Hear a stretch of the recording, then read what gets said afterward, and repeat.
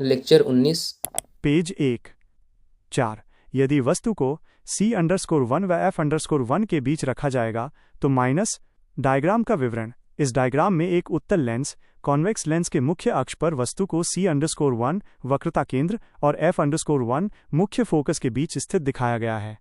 वस्तु से निकलने वाली प्रकाश की पहली किरण मुख्य अक्ष के समानांतर चलती है और लेंस से अपवर्तित होकर दूसरी तरफ के फोकस F_2 से गुजरती है। दूसरी किरण लेंस के प्रकाशिक केंद्र ऑफ O से होकर बिना विचलित हुए सीधे निकल जाती है। ये दोनों अपवर्तित किरणें लेंस के दूसरी ओर C_2 और अनंत के बीच एक बिंदु पर मिलती हैं, जहां वस्तु का उल्टा और वास्तविक प्रतिबिंब बनता है।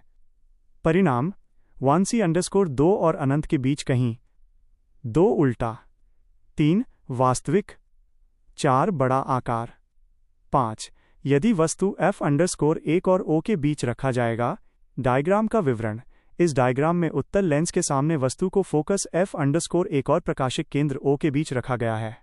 वस्तु से निकलने वाली प्रकाश की किरणें लेंस से अपवर्तित होने के बाद आपस में दूर फैलती जाती हैं, अपसारी होती हैं। आरेख में दाईं ओर लिखा है, कहीं भी रेखाएं नहीं मिलेंगी। जब इन अपवर्तित किरणों को पीछे की ओर आभासी रूप में बढ़ाया जाता है तो ये वस्तु के पीछे एक बिंदु पर मिलती हुई प्रतीत होती हैं, जहां वस्तु का सीधा बड़ा और आभासी प्रतिबिंब बनता है। परिणाम एक आभासी, 2 वस्तु के पीछे कहीं 3 सीधा, 4 वस्तु से बड़ा। Page 2 note. उत्तल लेंस में वास्तविक ज्यादा आभासी कम, उत्तल लेंस उल्टा ज्यादा सीधा कम। उत्तल लेंस में छोटा और बड़ा दोनों इमेज प्राप्त होते हैं। अवतल लेंस पर प्रतिबिंब का निर्माण 1 जब वस्तु अनंत पर हो। परिणाम मुख्य फोकस पर प्रतिबिंब का निर्माण आभासी, सीधा, बहुत छोटा। 2 जब वस्तु F_1 और O के बीच में रखा जाएगा। परिणाम F और O के बीच आभासी, सीधा, बहुत छोटा। पेज 3 लेंस से संबंधित प्रमुख प्रश्न। लेंस की क्षमता। किसी लेंस की क्षमता उसके द्वारा किरणों को मोड़ने की क्षमता पर निर्भर करता है। अर्थात जब प्रकाश किरणें लेंस से होकर अपवर्तित होती हैं तो वह या तो मुख्य अक्षरेखा के पास आती हैं अथवा मुख्य अक्षरेखा से दूर जाती हैं, और यही घटना लेंस की क्षमता अथवा सामर्थ्य के रूप में जानी जाती है। नोट: अधिक फोकस दूरी के लेंस किरणों को कम मोड़ पाते हैं और कम फोकस दूरी के लेंस किरणों को ज्यादा मोड़ पाते हैं। P = Frec 1 F text metre या Frec 100 F text centimetre. Right arrow P = power, right arrow F = focus दूरी। नोट: किसी भी लेंस की क्षमता को डायोप्टर या D में मापा जाता है अथवा मीटर इनवर्स M⁻1 में।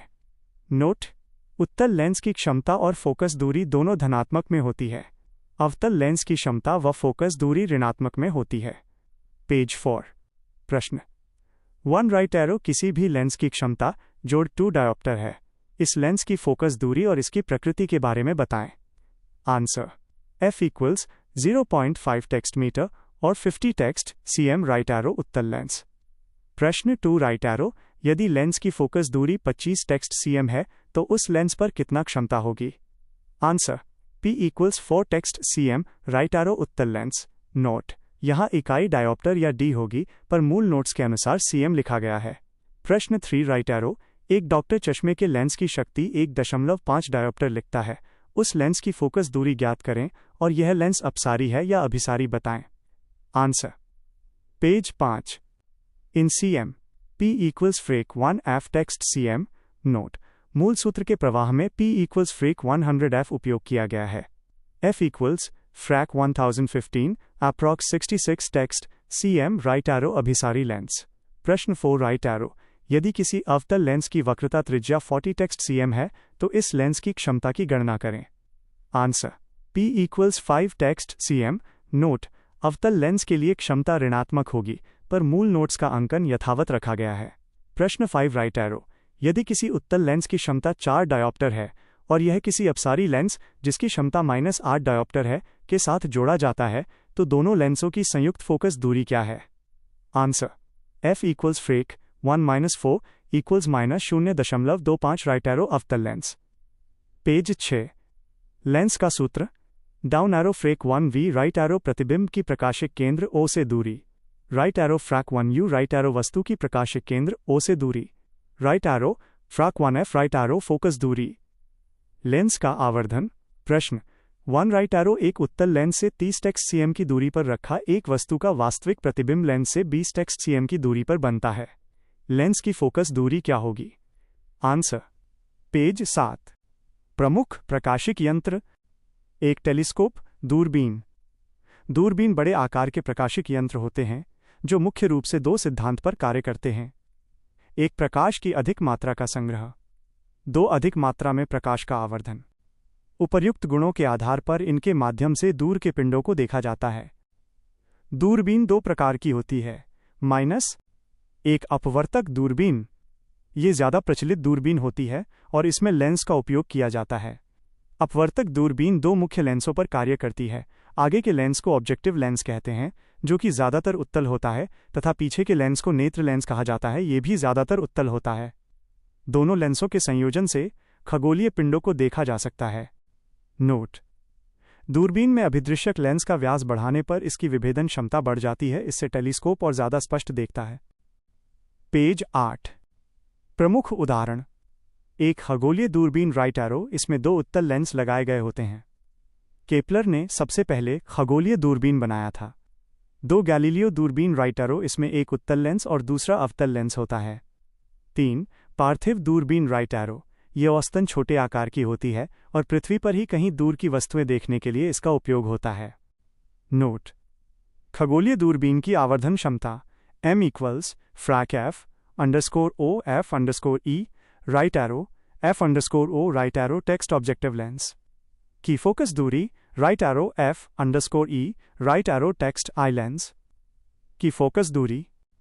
दो परावर्तक दूरबीन, ये दूरबीन लेंस के बजाय दर्पण का उपयोग करती है और इसमें बड़ी क्षमता वाले अवतल दर्पण का मुख्य उपयोग किया जाता है और कम क्षमता के उत्तल लेंस का उपयोग किया जाता है, तथा दूसरे दर्पण के तौर पर 45 कैरेट सर्क पर समतल दर्पण लगाए जाते हैं। पेज 9। नोट: आइजैक न्यूटन ने परावर्तक दूरबीन का आविष्कार किया था। Pin hole camera. डायग्राम का विवरण। इस डायग्राम में एक पिन होल कैमरे की आंतरिक संरचना को एक आयताकार बॉक्स गत्ते के रूप में दर्शाया गया है। बॉक्स के बाईं ओर के सिरे पर एक बारीक छिद्र है जिसे पिन होल लेबल किया गया है। बॉक्स की दो बाहरी परतों को गत्ता संकेत दिया गया है। छिद्र के ठीक अंदर की ओर एक ऊर्ध्वाधर सतह को स्क्रीन के रूप में चिन्हित किया गया है, जहां बाहर से आने वाले प्रकाश के माध्यम से प्रतिबिंब प्राप्त होता है। पिन होल कैमरा अत्यंत सस्ता और बुनियादी व लेंस विहीन कैमरा है जो सामान्य प्रयोग में इस्तेमाल किया जाता है। इसमें सबसे आगे की तरफ छोटा छिद्र होता है जो लेंस की तरह व्यवहार करता है। कैमरे के अंदर में एक स्क्रीन का उपयोग किया जाता है जिस पर किसी भी वस्तु का प्रतिबिंब बनता है, उल्टा और वास्तविक प्रतिबिंब तथा छोटा। नोट: पिन होल कैमरा केवल स्थिर वस्तु का प्रतिबिंब बनाता है। इसका उपयोग सूर्य ग्रहण देखने में किया जाता है। यह कैमरा स्पष्ट करता है कि प्रकाश एक सरल रेखा में गति करता है। पिन होल कैमरे का सबसे आसान उदाहरण पेड़ की पत्तियों से छनकर धूप का नीचे आना और गोल आकार में दिखाई देना। पेज 10। कलर रंग। रंग देखने की क्षमता हमें दृश्य प्रकाश से प्राप्त होती है और ये हमारी रेटिना के कोन सेल की क्षमता पर निर्भर करता है। नोट: प्रकाश के परावर्तन के आधार पर वस्तुएं जिस रंग का परावर्तन करती हैं, आंखों को वही रंग दिखाई देता है। सफेद रंग में सभी 7 रंगों का परावर्तन हो जाता है और काले रंग में सभी 7 रंगों का अवशोषण हो जाता है। भौतिकी के आधार पर रंग के प्रकार: 1 प्राथमिक रंग, 2 द्वितीयक रंग, 3 तृतीयक रंग, 4 पूरक रंग। प्राथमिक रंग यह आधारभूत रंग होते हैं और इन्हीं के आधार पर अन्य सभी रंगों का विकास होता है। राइट एरो जैसे -red, green, blue. Note: painting उद्योग में नीला के बजाय पीले को प्राथमिक माना जाता है। पेज 11। द्वितीयक रंग। किन्हीं 2 प्राथमिक रंगों को मिलाकर द्वितीयक रंग प्राप्त किए जाते हैं। डायग्राम का विवरण। इस डायग्राम में द्वितीयक रंगों के निर्माण को समझाने के लिए एक त्रिभुज का उपयोग किया गया है। त्रिभुज के तीनों शीर्षों कॉर्नर्स पर 3 प्राथमिक रंगों को दर्शाया गया है। ऊपर R रेड, नीचे बाईं ओर G ग्रीन और नीचे दाईं ओर B ब्लू। भुजाओं पर तीरों के माध्यम से 2 प्राथमिक रंगों के मिलने से बनने वाले द्वितीयक रंगों को दर्शाया गया है। आर रेड और जी ग्रीन के बीच right arrow yellow, R red और बी ब्लू के बीच right arrow magenta, G green और बी ब्लू के बीच राइट एरो सायन।